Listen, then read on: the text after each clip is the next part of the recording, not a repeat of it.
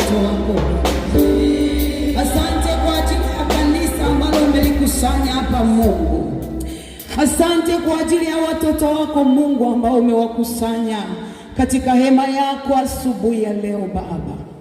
Asante kwa ajili ya kila mmoja Mungu ambaye umempa nafasi tena ya siku ya leo ili aje madhabahuni kwako Bwana, ili aje asikie neno lako Baba yetu wa mbinguni.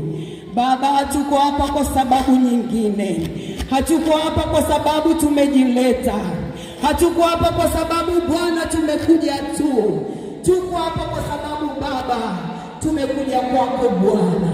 Tumekuja kwako Yesu. Tumekuja kwako Jehova. Tumekuja kwako Mungu wa mbinguni. Asubuhi ya leo Baba, ninatamani useme na mioyo yetu. Jehova, watoto wako wako mbele zako. Wapo wengi walitazamia kuwepo siku ya leo, waje madhabahuni kwako, lakini wengine wameshindwa. Wengine ni wagonjwa vitandani, wengine wana mapipu, wengine wana hospitalini na hospitalini, wengine Baba umewatamalaki katika ufalme wako. Baba, mimi na wenzangu tulioko mahali hapa hatuna hata ambacho tumekifanya ili kuweza kuwepo katika ibada hii. Ninasema ni neema yako Mungu, ni neema yako Jehova, ni neema yako Mfalme. Acha nikushukuru kwa ajili ya baba mmoja aliyoko hapa. Acha nikushukuru kwa ajili ya mama. Acha nikushukuru kwa ajili ya kijana wa kiume na kike. Acha nikushukuru kwa ajili ya mtoto aliyoko mahali hapa. Yesu, ninasema asante Baba. Asante kwa jinsi ambavyo umewalinda. Asante kwa jinsi ambavyo ulikuwa pamoja nao. Asante kwa jinsi ambavyo umewapa utayari wa kuja kwako Bwana. Wapo wengine wamezuiliwa utayari, hawana hata sababu ya kutokuja ibadani, lakini sisi ambao umetupa nafasi Mungu, tunasema asante Mungu wa rehema. Asante kwa sababu ni kibali. Ibada ni kibali Bwana. Kama hatuna kibali mbele zako, hatutaweza kuja ibadani, lakini Yesu umempa kila mmoja kibali asubuhi ya leo, na ukampa utayari Bwana, akaweza kuja katika ibada hii. Baba, pokea sifa, pokea utukufu Mungu. Ndipo Baba yetu wa mbinguni, ninakuja tena mbele zako Bwana, tukisema tuna dhambi, tunajidanganya, wala kweli haimo ndani mwetu Jehova. Ninaomba tena toba na rehema Baba.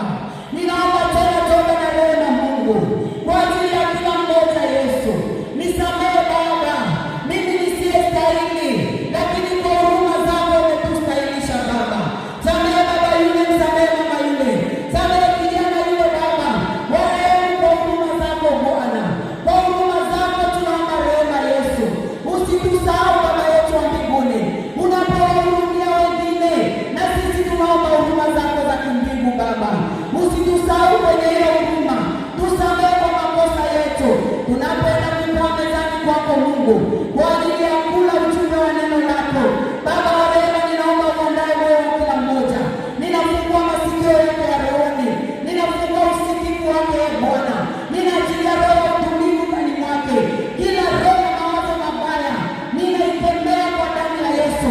Shetani unaleta maumivu na magonjwa wakati wa neno, tunausikiliza mwili badala ya kumsikiliza Mungu. Tunakunyamazisha kimya kwa damu ya Yesu Kristo. Ninateka fikra na fahamu za watu hawa Mungu, sikuishi wewe saa hii, na saa hii utakuwa hapa wewe Bwana. Mimi kama mtumishi wako na mjoli wako uliyenituma leo katika madhabahu ya Kwembe, Baba yangu, asante kwa nafasi hii ambayo umenipa na kunituma mahali hapa Bwana. Baba, nitumie kama chombo chako Baba, sijajileta mahali hapa. Ninajua wewe Mungu ndiye umenituma. Ninajua wewe ndiye umenipa nafasi hii, nami ninainyenyekea Bwana, nami ninainyenyekea nafasi hii Mungu. Ninapenda kuzungumza na watoto hawa Mungu. Ninaomba kile cha kwako Bwana ambacho nikusudia watoto hawa wasikie, kile cha kimbingu Bwana ulichotazamia watoto hawa wakisikie.